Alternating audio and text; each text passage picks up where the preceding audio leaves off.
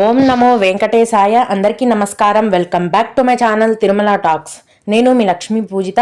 తిరుమల యొక్క డైలీ అప్డేట్స్కి స్వాగతం అండి. తిరుమల దర్శనానికి సంబంధించిన లేటెస్ట్ అప్డేట్స్ కోసం మన ఛానల్ యొక్క టెలిగ్రామ్ గ్రూప్లో మరియు వాట్సాప్ ఛానల్లో జాయిన్ అవ్వగలరు. వాటి యొక్క లింక్ అనేది ఈ వీడియో కింద డిస్క్రిప్షన్లో మరియు కామెంట్ సెక్షన్లో ఇవ్వటం జరిగింది.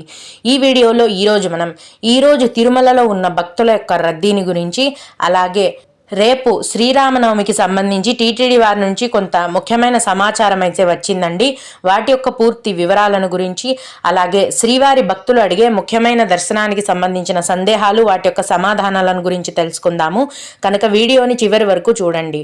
ముందుగా నిన్న అంటే ఏప్రిల్ 4వ తేదీన తిరుమలలో స్వామివారిని మొత్తం 66,327 మంది భక్తులు దర్శనం చేసుకున్నారు. అందులో స్వామివారికి అయితే మొత్తం 26,354 మంది భక్తులు తలనీలాలను సమర్పించారు. నిన్నటి రోజున తిరుమలలో శ్రీవారి హుండీ యొక్క ఆదాయం అనేది 3,73,00,000 రూపాయలు. ఈ రోజు కూడా ఎటువంటి దర్శనం టికెట్లు లేకుండా నేరుగా భక్తులను ఫ్రీ దర్శనానికి అయితే అనుమతిస్తున్నారు. ఈ విధంగా దర్శనం టికెట్స్ లేకుండా నేరుగా వెళ్లే ఫ్రీ దర్శనానికి ప్రస్తుతం 24 గంటల సమయం పడుతోందండి. అంటే ఒక రోజు మొత్తం పడుతోంది. అదేవిధంగా తిరుపతిలో ఇచ్చే సర్వదర్శనం టికెట్లతో దర్శనానికి వెళ్లే భక్తులకైతే దర్శనానికి 4 నుంచి 5 గంటల సమయం పడుతోంది. 300 రూపాయల దర్శనం టికెట్లు కలిగి ఉన్న భక్తులకు మరియు 500 రూపాయల దర్శనం టికెట్లు కలిగి ఉన్న భక్తులకైతే దర్శనానికి 3 గంటల సమయం అనేది పడుతోంది. యథావిధిగా ప్రతిరోజులాగే ఈ రోజు కూడా చిన్న పిల్లల యొక్క సుపదం ఇన్ఫాంట్ దర్శనం అనేది కొనసాగుతోందండి. ఇన్ఫాంట్ దర్శనానికి 1 గంట సమయం పడుతోంది. విఐపి బ్రేక్ దర్శనం టికెట్లు కలిగి ఉన్న భక్తులకు కూడా దర్శనం అనేది 1 గంట లోపే పూర్తయిపోతుంది. దీన్ని బట్టి ప్రస్తుతం తిరుమల కొండపైన భక్తుల యొక్క రద్దీ అనేది చాలా ఎక్కువగా ఉందండి. ఇప్పుడు శని ఆదివారాలు, అలాగే రేపు శ్రీరామనవమి పండుగ ఉంది కాబట్టి భక్తుల యొక్క రద్దీ అనేది చాలా ఎక్కువగా ఉంది.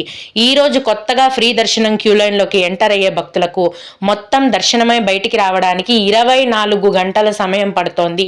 అన్ని గంటల పాటు మీరు క్యూ లైన్లలో మరియు కంపార్ట్మెంట్లలో వేచి ఉండాల్సి ఉంటుంది. భక్తులు ఈ విషయాన్ని దృష్టిలో పెట్టుకొని దర్శనానికి వెళ్ళవలసిందిగా మనవి.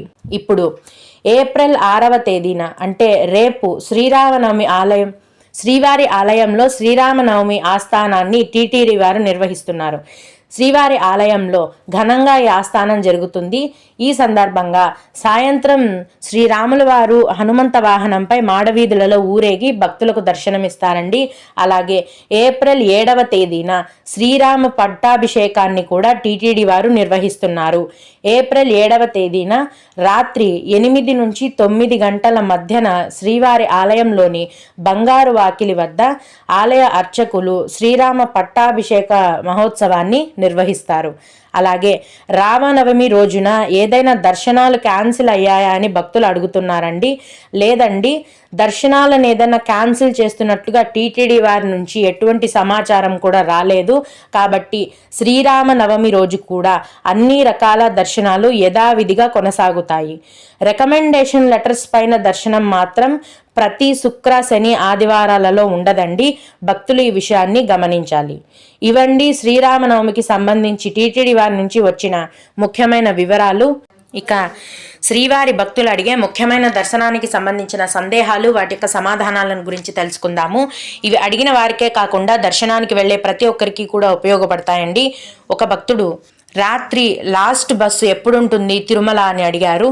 తిరుమల నుంచి తిరుపతికి కానీ లేదా తిరుపతి నుంచి తిరుమలకు కానీ రాత్రి పూట్ల లాస్ట్ బస్ అనేది 11:30 గంటలకు ఉంటుందండి. ఆ తర్వాత బస్సులు అనేవి అందుబాటులో ఉండవు. అలాగే మేడం, మేము ఏప్రిల్ 4వ తేదీన సర్వదర్శనం వితౌట్ టికెట్ చేసుకున్నాము. మళ్ళీ ఎన్ని రోజుల తర్వాత మేము దర్శనం చేసుకోవచ్చు అని అడిగారు. టికెట్స్ లేకుండా నేరుగా వెళ్ళే ఫ్రీ దర్శనానికి గ్యాప్ అవసరం లేదండి. ఎప్పుడైనా కూడా దర్శనం అనేది చేసుకోవచ్చు. అంటే ప్రతిరోజు కూడా వెళ్ళదలుచుకుంటే కూడా వెళ్ళొచ్చండి. ఫ్రీ దర్శనానికి గ్యాప్ అయితే అవసరం లేదు. దర్శనం టికెట్ తీసుకొని వెళ్తే గనక ఖచ్చితంగా మళ్ళీ అదే టికెట్ తీసుకొని దర్శనానికి వెళ్ళడానికి 30 రోజుల గ్యాప్ అనేది ఉండాలి. అలాగే ఇంకొకరు, ఈరోజు మేము సర్వదర్శనం టికెట్ తీసుకుంటాము, SSD టోకెన్ తీసుకున్న దర్శనం ఎప్పుడు ఉంటుంది అని అడిగారు. సర్వదర్శనం టికెట్ తీసుకున్న భక్తులకు మీరు తీసుకున్న దర్శనం టికెట్లో మీరు దర్శనానికి వెళ్లాల్సిన టైము అలాగే క్యూ లైన్ పేరు ఇచ్చుంటారండి. ఆ టైంకి ఆ క్యూ లైన్లోకి మీరు దర్శనానికి వెళ్లాల్సి ఉంటుంది. ఓం నమో వెంకటేశాయ. మీకు కూడా ఈ విధంగా ఏవైనా సందేహాలు ఉన్నట్లయితే ఈ వీడియో కింద కామెంట్ సెక్షన్లో తెలియజేయగలరండి. నేనైతే వాటికి ఖచ్చితంగా రిప్లై ఇవ్వడానికి ప్రయత్నిస్తాను. ఇవి ఇవాల్టి తిరుమల అప్డేట్స్. ఇలాంటి మరిన్ని వీడియోల కోసం నా ఛానల్ని సబ్స్క్రైబ్ చేసుకోండి. ఈ వీడియోని లైక్ చేసి షేర్ చేయగలరు. ఓం నమో వెంకటేశాయ.